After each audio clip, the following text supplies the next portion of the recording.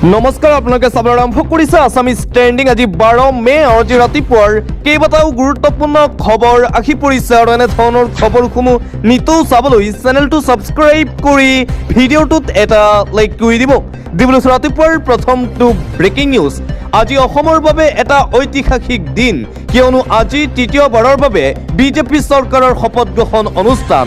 আৰু আজি গুৱাহাটী মহানগৰীৰ খানাপাৰাৰ পশু চিকিৎসা মহাবিদ্যালয় খেলপথাৰত বিশাল জনসভা আয়োজন কৰা হৈছে আৰু এই জনসভাতেই আনুষ্ঠানিকভাৱে দ্বিতীয়বাৰৰ বাবে মুখ্যমন্ত্ৰী হিচাপে শপত ল'ব হিমন্ত বিশ্ব শৰ্মাই।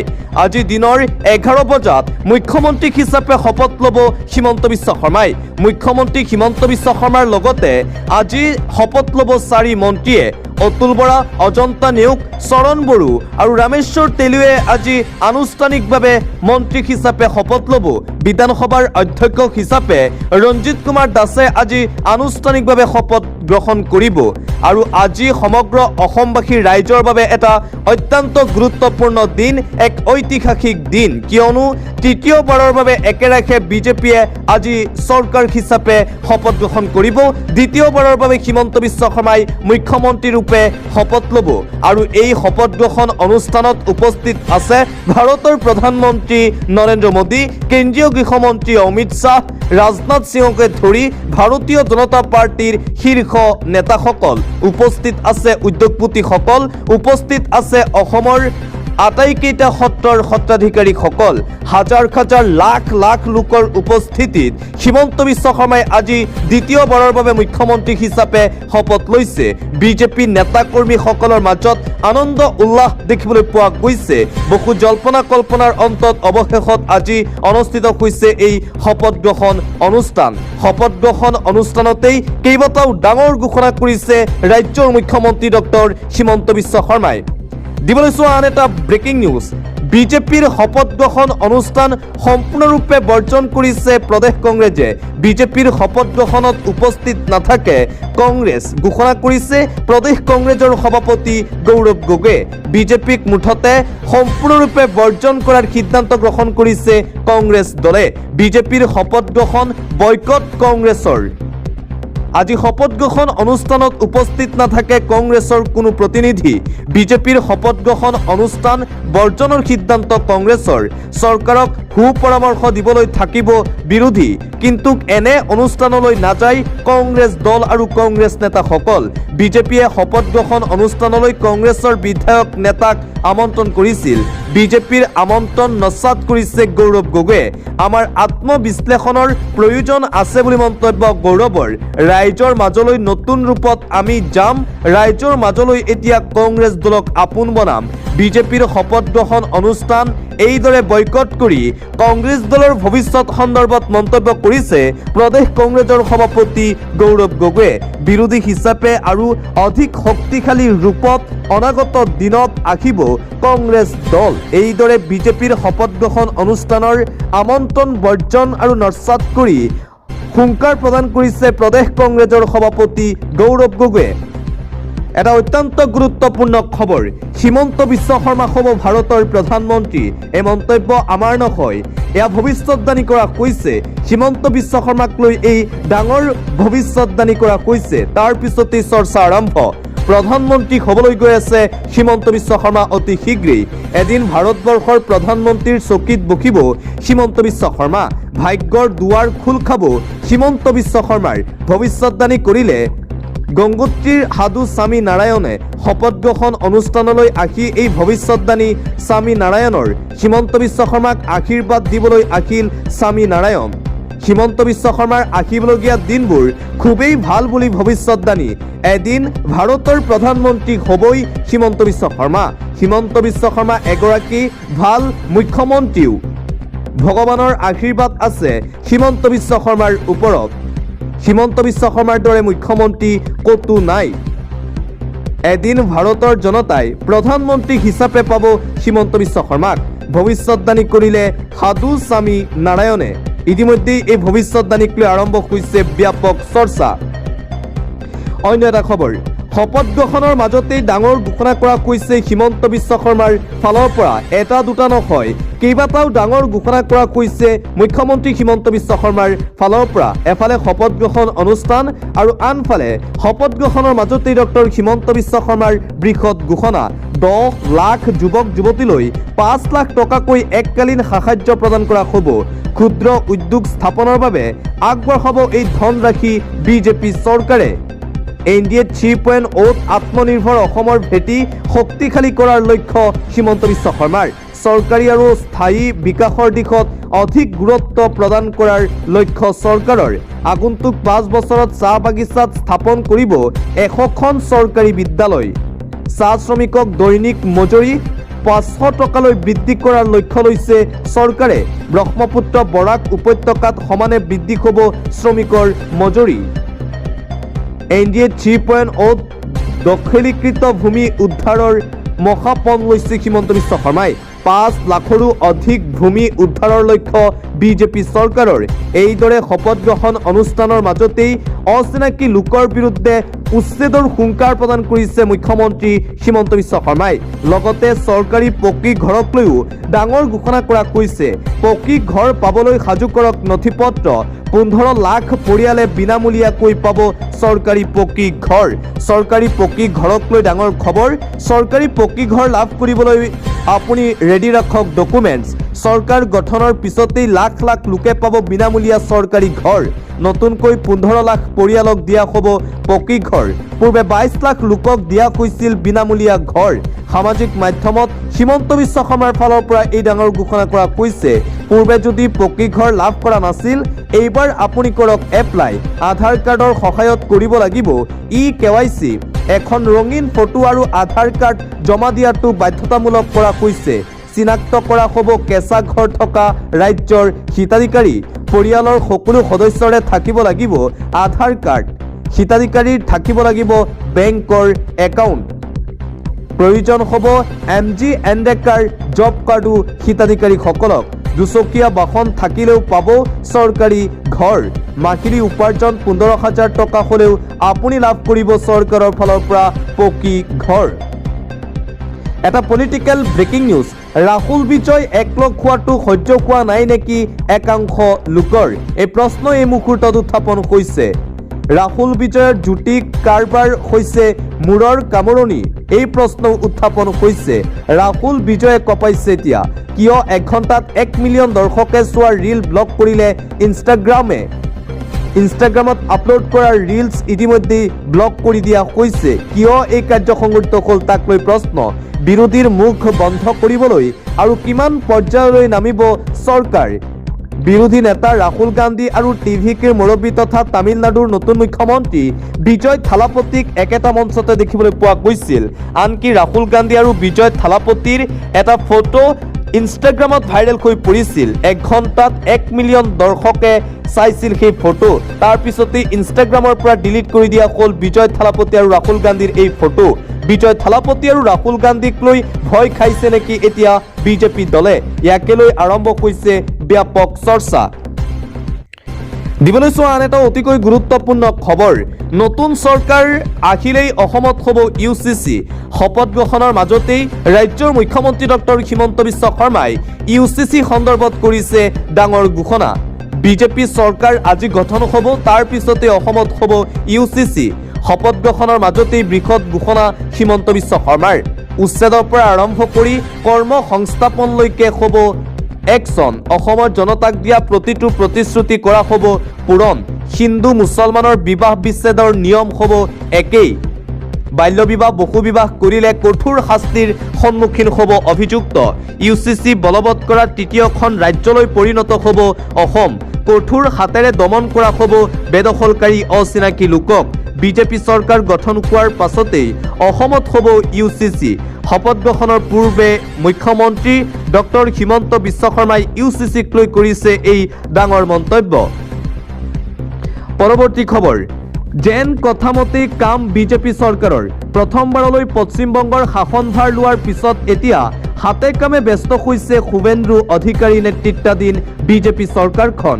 প্ৰায় এবছৰ ধৰি মমতা বেনাৰ্জী চৰকাৰে গুৰুত্বহীন কৰি ৰখা লোকপিয়লৰ কাম আনুষ্ঠানিকভাৱে আৰম্ভ কৰাৰ পদক্ষেপ ল'লে নতুন বিজেপি চৰকাৰে।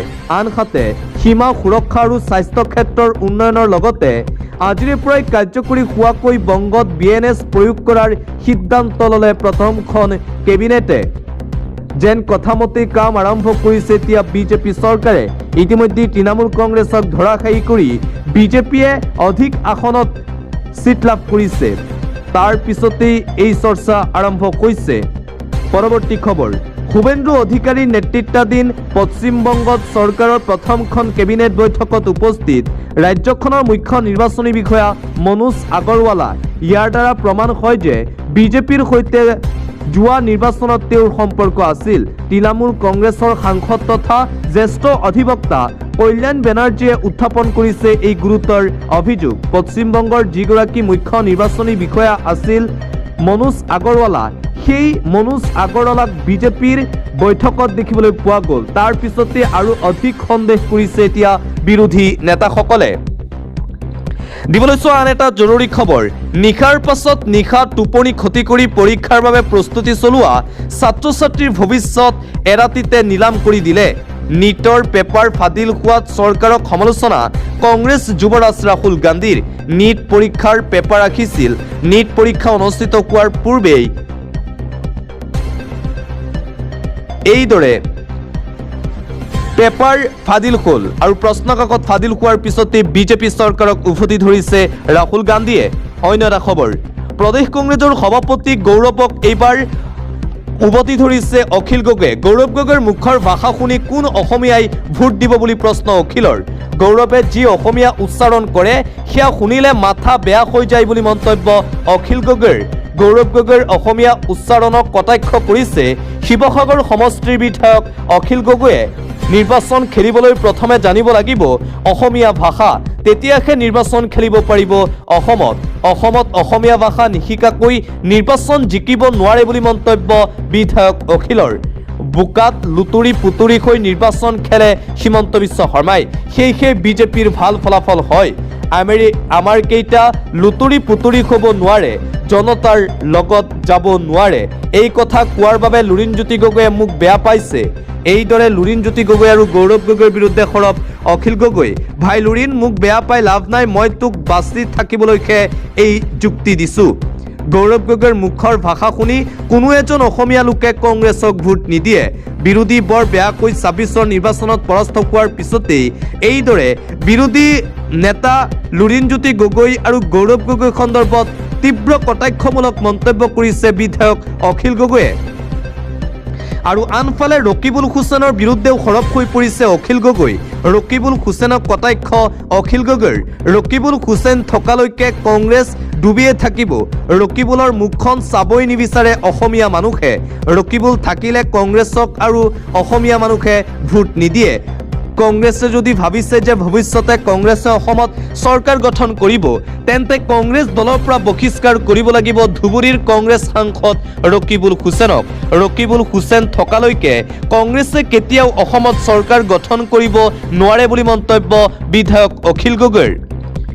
অন্য এটা খবৰ, পেট্ৰল ডিজেল আৰু ৰন্ধন গেছ ব্যৱহাৰত দেশবাসীক সংযমী হ'বলৈ আহ্বান প্ৰধানমন্ত্ৰী নৰেন্দ্ৰ মোদীৰ, যাতে পশ্চিম এছিয়াত চলি থকা যুদ্ধৰ ফলত দেশত সৃষ্টি হোৱা সংকটৰ মোকাবিলা কৰিব পাৰি।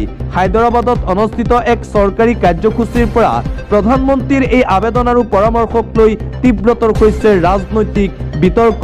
পেট্ৰল ডিজেল কমকৈ ইউজ কৰক বুলি পুনৰবাৰ আহ্বান জনাইছে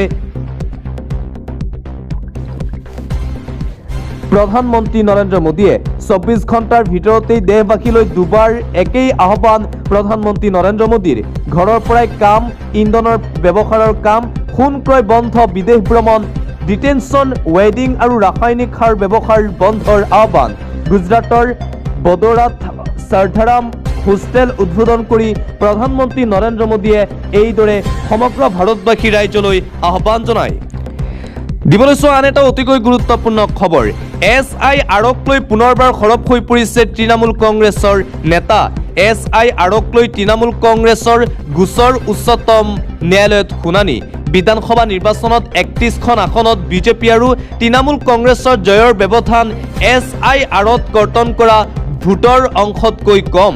ন্যায়াধীশ সূৰ্যকান্ত আৰু ন্যায়াধীশ জয়মাল্য বাগচীৰ বিচাৰপীঠত এই মন্তব্য তৃণমূল কংগ্ৰেছৰ সাংসদ তথা অধিবক্তা কল্যাণ বেনাৰ্জীৰ। SIRৰ জৰিয়তে বিজেপিয়ে নিৰ্বাচনত জয়লাভ কৰিছে বুলি গুৰুতৰ অভিযোগ উত্থাপন কৰা হৈছে। SIR নকৰা হলে বিজেপি বৰ বেয়াকৈ পৰাস্ত হলহেঁতেন অসম আৰু পশ্চিমবংগত। এই মন্তব্য তৃণমূল কংগ্ৰেছৰ সাংসদগৰাকীৰ। অন্য এটা খবৰ, নতুন চৰকাৰক লৈ কি আশা কৰিছে প্ৰদেশ কংগ্ৰেছৰ সভাপতি গৌৰৱ গগৈয়ে। গুৰুত্বপূৰ্ণ বৈঠক অনুষ্ঠিত হৈছিল। নতুন চৰকাৰক লৈ আশাবাদী অসম প্ৰদেশ কংগ্ৰেছ কমিটিৰ সভাপতি গৌৰৱ গগৈ।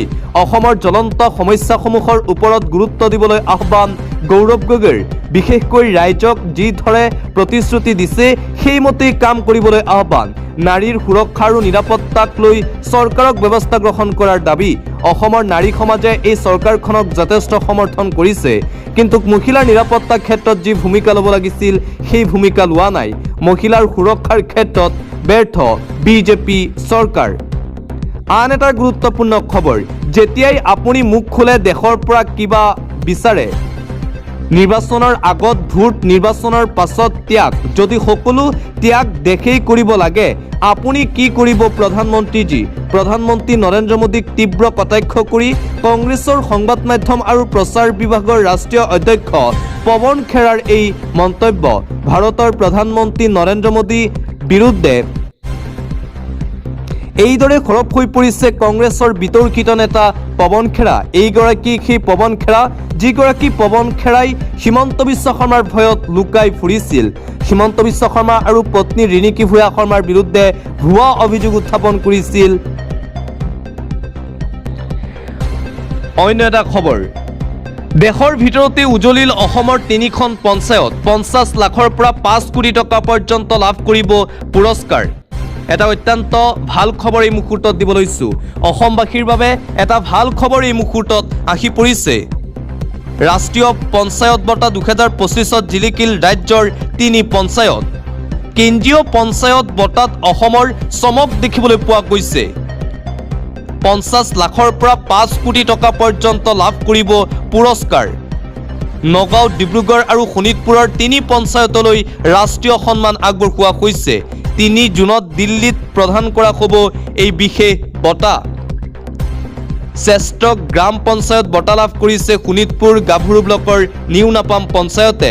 সমগ্ৰ ভাৰতৰ ভিতৰতেই শ্ৰেষ্ঠ হিচাপে লাভ কৰিছে স্থান। স্বনিৰ্ভৰশীল আন্তঃগাঁথনি বঁটা লাভ কৰিছে ডিব্ৰুগড় টেঙাখাট ব্লকৰ সগ্ৰীজান।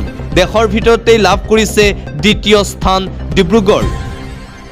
নিৰ্মল আৰু সেউজ পঞ্চায়ত বঁটা লাভ কৰিছে নগাঁও কঠীয়াতলী ব্লকৰ জুমৰ মূৰ গাঁও পঞ্চায়তে। অহা 3 জুনত দিল্লীত প্ৰধানমন্ত্ৰী নৰেন্দ্ৰ মোদীয়ে এই বঁটা আগবঢ়াব আৰু অসমৰ পঞ্চায়তে লাভ কৰিছে এই ভাল ফলাফল। বতৰক লৈ এটা গুৰুত্বপূৰ্ণ খবৰ, ৰাজ্যত প্ৰচণ্ড ধুমুহা বৰষুণৰ আগজাননী। ৰাজ্যত প্ৰচণ্ড ধুমুহা বৰষুণ অব্যাহত আছে প্ৰান্তে প্ৰান্তে। হঠাৎ অহা বৰষুণত হাহাকাৰ অৱস্থাৰ সৃষ্টি হয় সমগ্ৰ ৰাজ্যবাসীৰ। প্ৰায় 400 ফুট দূৰ পৰ্যন্ত উৰুৱাই নিয়ে ঘৰৰ টিনপাত। উভালি পৰে প্ৰকাণ্ড প্ৰকাণ্ড গছ গছনি, ভাঙি পৰে বিদ্যুতৰ খুঁটা। নগাঁও কঠীয়াতলীৰ ভিন্ন প্ৰান্তত ধুমুহাৰ সংসাৰী ৰূপ ধাৰণ। বেঙেনাআটিত ধুমুহাই উৰুৱাই নিলে ই ৰিক্সা। কদম্পি ৰক্ষা বহুলোক বিদ্যালয়ৰ শিক্ষাৰ্থীসকল। ৰাজ্যত প্ৰচণ্ড ধুমুহা আৰু বৰষুণৰ হাই এলাৰ্ট জাৰি কৰা হৈছে বতৰ বিজ্ঞান কেন্দ্ৰৰ ফালৰ পৰা। অন্য এটা খবৰ, শোকাবহ দুৰ্ঘটনা, থিতাতে নিহত 2জন। ভয়ংকৰ পথ দুৰ্ঘটনাত থিতাতে নিহত 2জনকৈ। ৰূপসীঘাটৰ নিজ লাওখোৱাত শোকাবহ পথ দুৰ্ঘটনা হোৱাৰ খবৰ। অচিনাক্ত বাহনৰ খুন্দাত প্ৰাণ গ'ল 2 বাইক আৰোহীৰ। থিতাতে নিহত ৰূপজ্যোতি দাস আৰু বিদু মণ্ডল। ঘটনাক কেন্দ্ৰ কৰি উত্তপ্ত পৰিস্থিতি এতিয়াও বিৰাজ কৰি আছে। নগাঁও নলতলী সংযোগী ৰাজ্যিক ঘাইপথ অৱৰোধ কাৰ্যসূচী। দুৰ্ঘটনাৰ পাছতেই ক্ৰমান্বয়ে উত্তপ্ত পৰিস্থিতিৰ সৃষ্টি হৈছে সমগ্ৰ ঢিঙত। AIMIM দল এটা সন্ত্ৰাসবাদী সংগঠন। লাডেন আৰু ওৱেইচিৰ আদৰ্শ একেই। এবাৰ মহাবিস্ফোৰণ। আছাদুদ্দিন ওৱেইচিৰ দলক সন্ত্ৰাসবাদী সংগঠন আখ্যা দিয়া হৈছে। লাডেন আৰু আছাদুদ্দিন ওৱেইচিৰ মাজত নাই কোনো পাৰ্থক্য। লাডেন আল কায়দাৰ জৰিয়তে কৰা কামেই কৰি আছে ওৱেইচিয়ে। AIMIMৰ জৰিয়তে ওৱেইচিয়ে জেহাদ চলোৱাৰ অভিযোগ। নিৰ্বাচনত জয়ী হৈ আজিলৈকে সমাজৰ একো ভাল কাম কৰা নাই ওৱেইচিয়ে। নিষিদ্ধ ঘোষণা কৰিব লাগে ওৱেইচিৰ AIMIMক। AIMIMৰ নিৰ্বাচনী ইস্তাহাৰত সন্দেহ আৰু এইদৰে ওৱেইচিৰ দলক লৈ মহাবিস্ফোৰণ। বিজেপি মন্ত্ৰী নীতিশ ৰাণেৰ এই বিস্ফোৰক মন্তব্য ওৱেইচিৰ দলক লৈ। পৰৱৰ্তী খবৰ, গুৱাহাটী উচ্চ ন্যায়ালয়ত জামিন আবেদন শ্যামকানু মহন্তৰ। জুবিন গাৰ্গৰ হত্যাৰ লগত জড়িত শ্যামকানু মহন্তই জামিনৰ বাবে পুনৰবাৰ আবেদন কৰিছে। এইবাৰ গুৱাহাটী উচ্চ ন্যায়ালয়ৰ কাষ চাপিল শ্যামকানু মহন্ত। গুৱাহাটী উচ্চ ন্যায়ালয়ত জামিন আবেদন শ্যামকানু মহন্তৰ। পূৰ্বে ফাষ্টেগ আদালতত নাকচ কৰিছিল শ্যামকানু মহন্তৰ জামিন। নিম্ন আদালতৰ এই ৰায়ৰ বিৰুদ্ধে উচ্চ ন্যায়ালয় পালেগৈ শ্যামকানু মহন্ত। জুবিন গাৰ্গৰ মৃত্যুৰ গোচৰৰ অন্যতম অভিযুক্ত শ্যামকানু মহন্ত। জেলৰ পৰা ওলাই অহাৰ অহৰহ চেষ্টা অব্যাহত আছে শ্যামকানু মহন্তৰ। ফাষ্টেগ আদালতত জামিনৰ বাবে আবেদন কৰিছিল যদিও ফাষ্টেগ আদালতে শ্যামকানু মহন্তৰ জামিন আবেদন নাকচ কৰিছিল। কিন্তু এইবাৰ গুৱাহাটী উচ্চ ন্যায়ালয়ত জামিনৰ বাবে আবেদন দাখিল কৰিছে শ্যামকানু